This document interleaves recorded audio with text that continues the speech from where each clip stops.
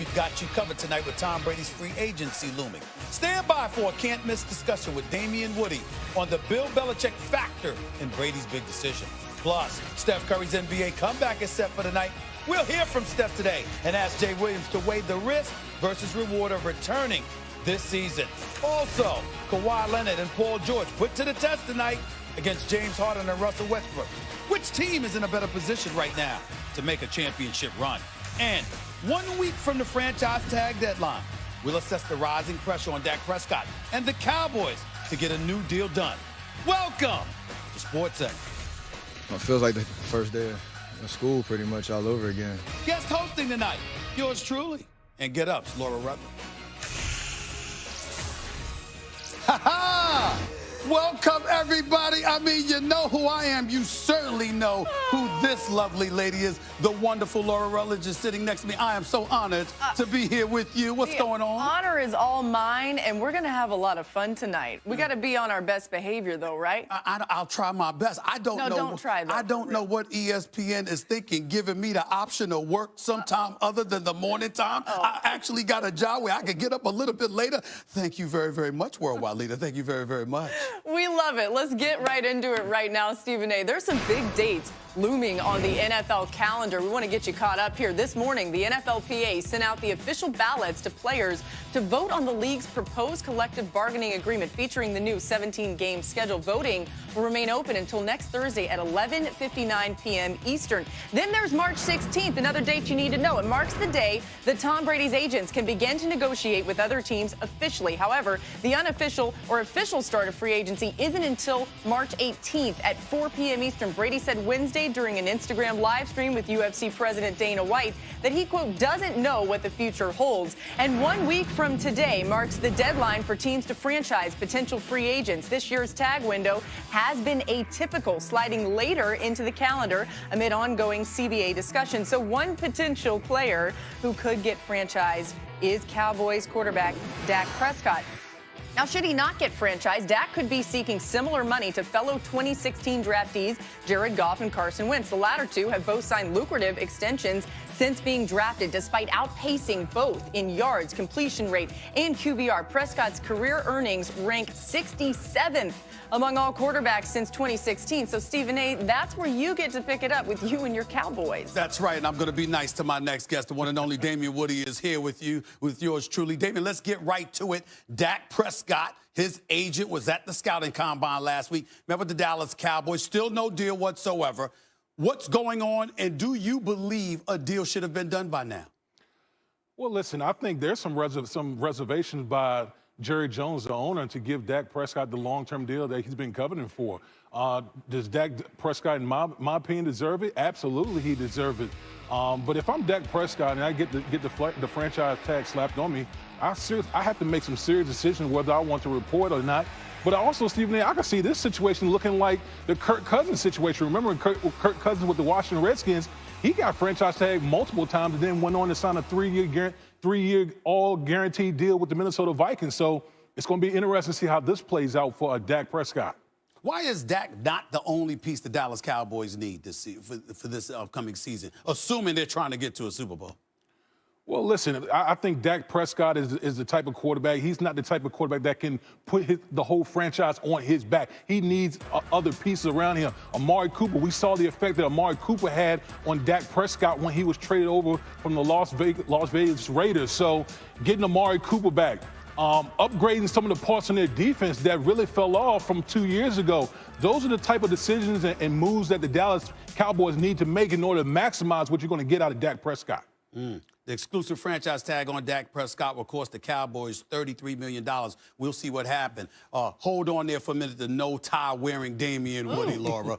We'll be back with him in a second. Yeah, we see more of that no-tie. And as we mentioned earlier, Stephen A., we're less than 2 weeks away from when Tom Brady can begin negotiating with other teams, as the NFL's legal tampering period starts on March 16th. Our Adam Schefter reported yesterday that Brady and the Patriots coach, Bill Belichick, have spoken recently, and the tone of their discussion was, quote, business as usual. Saints quarterback Drew Brees joined Boston radio station WEEI to weigh in on all this, give his thoughts on Brady's future. Take a listen to what Brees said.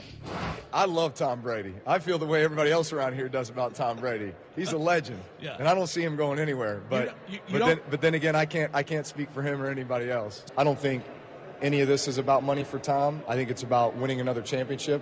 I also think it's probably about feeling like he's in a situation where he's got all the pieces in place to do that.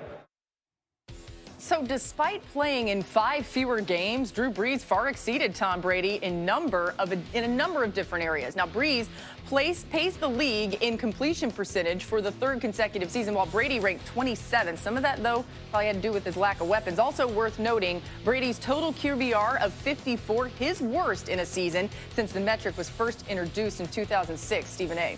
Damien Woody back with us right here. Damien, you and I talked about this.